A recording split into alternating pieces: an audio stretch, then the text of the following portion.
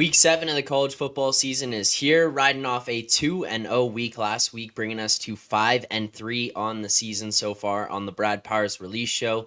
I'm Zach Phillips, alongside the man you all come here to see every Monday morning, the man himself, Mr. Brad Powers. But before we get into last week's picks and get into this week's picks, I want to remind everybody that this show is presented by BetStamp. The easiest way to improve as a sports bettor is by using multiple sports books and always getting the best odds. And we recommend using an odds comparison tool like BetStamp to do so. BetStamp compares odds across every sports book for games, futures, and player props. Save time and money by checking BetStamp before you bet. Make sure to download the app today. If you are looking to sign up for a new sports book, or you see one up on the screen here today that you sit there and you go, I don't have that one, that book would help me out. You can sign up for that book by using the link in the description. So make sure to check that out. It does help support the show. Mr. Powers, another week in the book. 2-0 on the release show here for last week. How you feeling going into week 7 now? Feeling better than I am on the big show on the Mondays and Friday afternoon evening shows, but we'll see if we can continue to raise the winning percentage here. Sans Knish, but no, it's intriguing because we can talk about last week's games, but the one thing particular about this show is obviously you need to win, but you'd also like to win with CLV. That's the whole point of the show. So while we won last week, we didn't necessarily hit a home run as far as the CLV goes.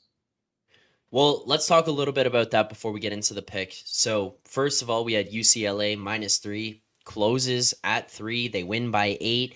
Michigan -19.5, closes at 19, 18.5. Had some of the books around there, depending on where you bet this one at. So both games ultimately go against us, and both of them clear the number pretty easily in their respective games.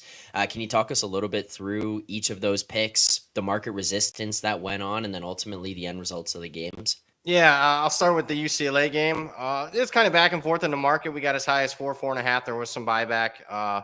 And then every time it wanted to come off at 3.5, and it did at some spots, there was just some buyback on Washington State. But as far as that particular game went, it was a unique game. Lots of turnovers for both teams. I thought we were dead in the water when we had a 90-yard pick six right before the end of the half. I thought you just don't come back from something like that. That's a 10, 14-point swing. But I thought UCLA was the superior team. Clearly, third, fourth quarter there, they kind of exerted their will, especially on defense there, if you look at the stats. So, while we didn't have CLV, I did think we had the right side there. And speaking of the right side, even though the line moved against us, and it's unique this season, there's a lot of different groups in the marketplace.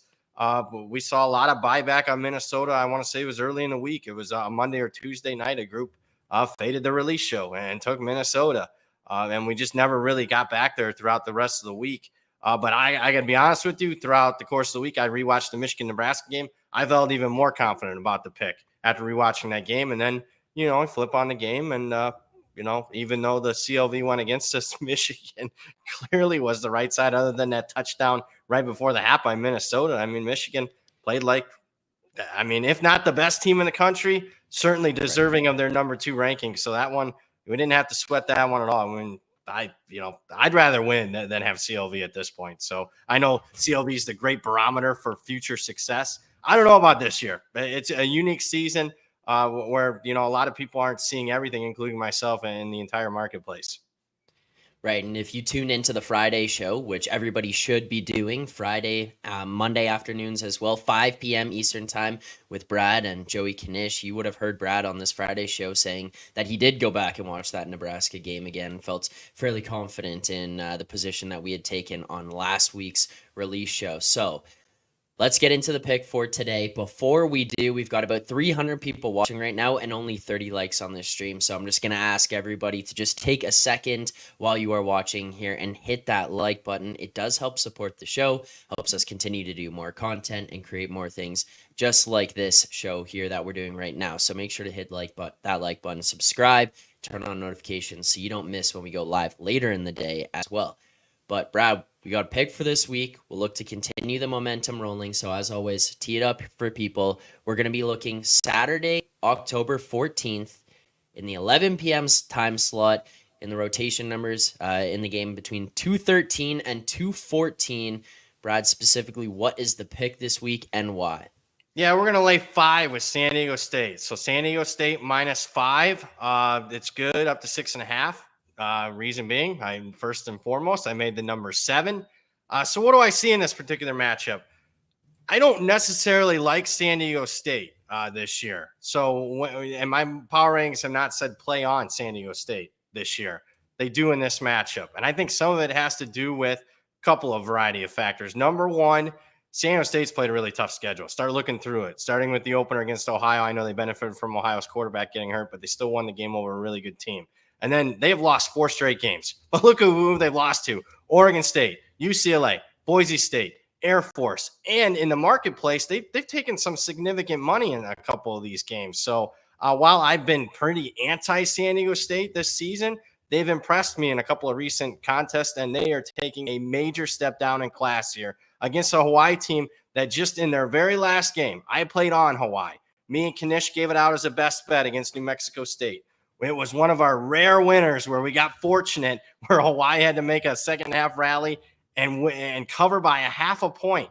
I was not impressed at all with Hawaii in that game. I didn't think we had the right side, even though we came away with a W there. So I kind of downgraded Hawaii from that performance. We got 2 teams that are probably reset as far as their season goes, both off a bye. I just think San Diego State feels more confident. Hey, we played the meat, our toughest portion of the schedule. Let's go make a second half rally. And by them taking a major step down in class here, I'm finding value in the Aztecs. I'll be interested to see what Knish has to say, because he does not like Brady Hoke whatsoever. But made it 7. We're laying 5 at a dead number. I think it's more likely to go up than down. All right, so there you go. There's the pick for today. San Diego State -5. That is widely available. And Brad, you said good up to 6.5 there? Yep, good up to 6.5. 7 pass.